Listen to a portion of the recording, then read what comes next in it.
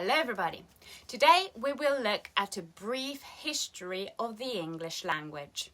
We will understand why and which words come directly or indirectly from Latin and share the same roots as the Roman languages, whilst other words seem to come from Germanic roots. In the early 5th century, the Romans, who had ruled over England for over 400 years, importing their language and culture, withdrew their hold over the island. This is when a number of Germanic tribes from what is now northwest Germany, southern Denmark and the Netherlands invaded the island. These tribes, also known as Anglo-Saxons, bring with them their language, taking over the British Latin and Celtic spoken at the time. The Anglo-Saxons spoke a language that we now call Old English, which sounds nothing like what we know as modern English. Words like water, before, after, child always come from Anglo-Saxon. A further invasion affected Old English.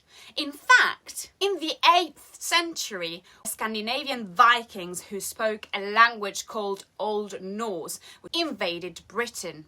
Several Viking words then entered and influenced Old English. For example, the word Thursday, which you might guess means Thor's day, Thor being one of the Vikings' gods. In 1066, we see the biggest shift in the language, with the invasion from the Normans, a tribe coming from the north of France, led by William the Conqueror, Guglielmo il Conquistatore. These Normans, who are now the ruling class of England, spoke a dialect of Old French called Old Norman. Old English continued to be spoken by the lower class, for example, the farmers, whilst Old Norman became the official language of the court and the upper class. For this reason, most modern English words that have to do with law, religion or science tend to come from Latin roots, as these were imported by the French-speaking upper class, whilst most words to do with farming have Germanic roots. A very interesting example is how the names of farm animals such as pig, sheep, chicken, cow come from Old English.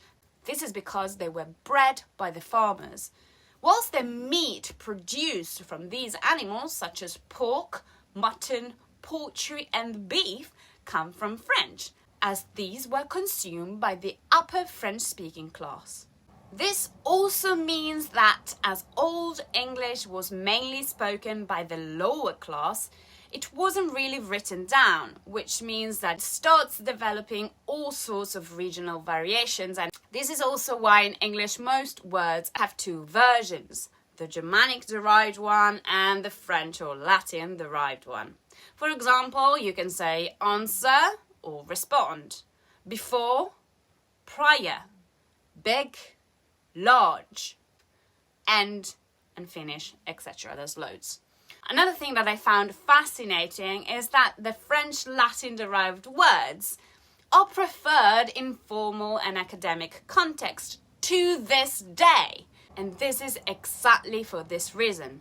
Latin-derived words were considered posher and more sophisticated. Luckily, as Italians, we have an advantage in this, as we are naturally inclined to choose the Latin version of each word since it's the closest to our own language. Okay, let's move on. Now, we are around the 1500s, a pivotal moment in the development of the English language. Something called the Great Vowel Shift affected the spoken language, but not its written form. This is the main reason for English spelling being so insanely irregular and just a nightmare. Some words maintained its original pronunciation, whilst others shift without changing its spelling. Hence we have the verb to break and the word breakfast, both containing the word break or break, but sounding different.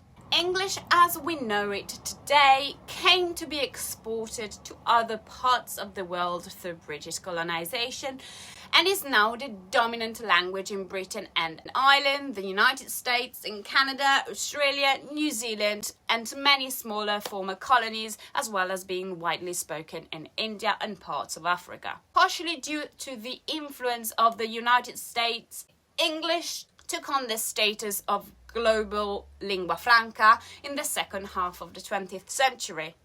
This is especially true in Europe, where English has largely taken over the former roles of French and much earlier Latin as a common language used to conduct business and diplomacy. I hope this was useful. See you next time. Bye bye.